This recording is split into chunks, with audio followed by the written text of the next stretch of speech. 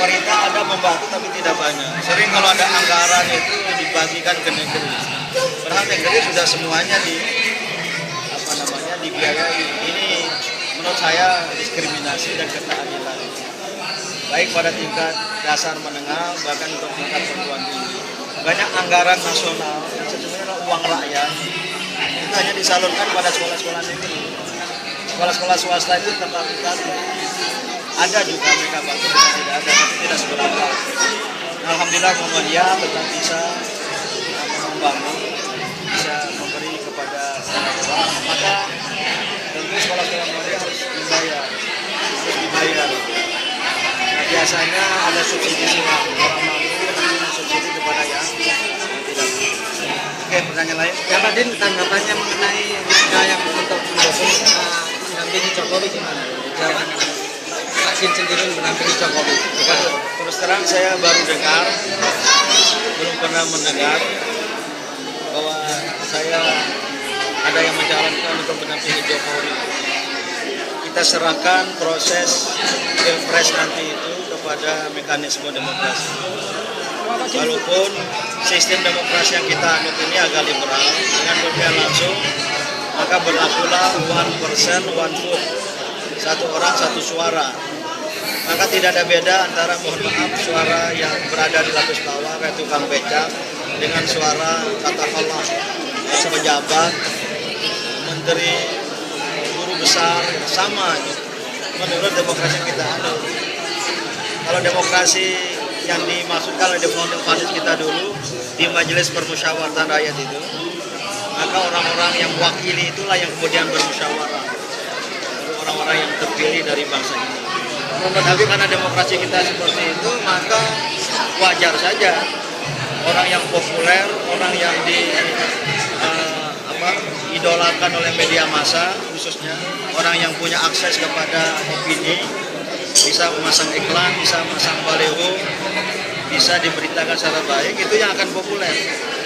Sementara di bangsa ini orang yang seperti itu banyak, kira-kira ribuan, ratusan ribu, bahkan jutaan itu. Nah, Muhammadiyah tahu diri tidak terlibat dalam politik kekuasaan karena kita adalah bukan partai politik. Politik Muhammadiyah hanya politik moral, tidak politik kekuasaan, tidak untuk mencalonkan diri jadi capres cawapres. Tapi kalau ada partai-partai politik yang melamar, misalnya di Muhammadiyah banyak. Ya tidak secara jelas, hanya rumor-rumor begitu. Nah, saya merasa ketika ditanya seperti itu, ya, kalau saya bilang tidak mau, saya dianggap nanti mau pura-pura. Saya tidak mau menjadi orang-orang pura-pura. Tapi kalau saya dibilang ingin maju, saya tahu diri saya bukan orang partai politik, hanya pemimpin ormas. Dan apalagi Muhammadiyah yang saya pimpin ini tidak terlibat dalam politik kekuasaan, tidak punya hubungan dengan partai politik manapun. Maka oleh karena itu ya kita harus pasif. Kalau nanti diminta ya terus terang saya harus konsultasi dengan Muhammadiyah. Karena mandat dan amanat saya untuk Muhammadiyah ini sampai 2015 muktamar yang akan datang. Jadi harus konsultasi. Saya tidak mau kemudian demi kepentingan sendiri sekarang Muhammadiyah yang memberi amanat kepemimpinan ini nggak selesai gitu. Walaupun ini periode terakhir sudah 2 periode sebelum berakhir 2015, maka saya harus tanya, kalau Muhammadiyah bilang tidak setuju, tidak boleh, saya harus samina sebagai kader. Tapi kalau Muhammadiyah bilang setuju, itu harus dipikirkan lagi. Mau nomor berapa, 1 apa 2, kemudian pendampingan dengan siapa, yang 3 bisa menang apa tidak. Karena tentu tidak harus kemudian ikut begitu saja, kemudian kalah. Saya kira jawaban saya. Untuk Pilpres 2014 sampai kira-kira khusus nggak Muhammadiyah? Ini krusial, 2014 ini adalah krusial, transisi demokrasi, transisi generasi, maka harus kita siapkan secara baik. Sayangnya sistem suksesi kepemimpinan nasional kita tidak siap untuk bisa meraih yang berbobot dari bangsa ini.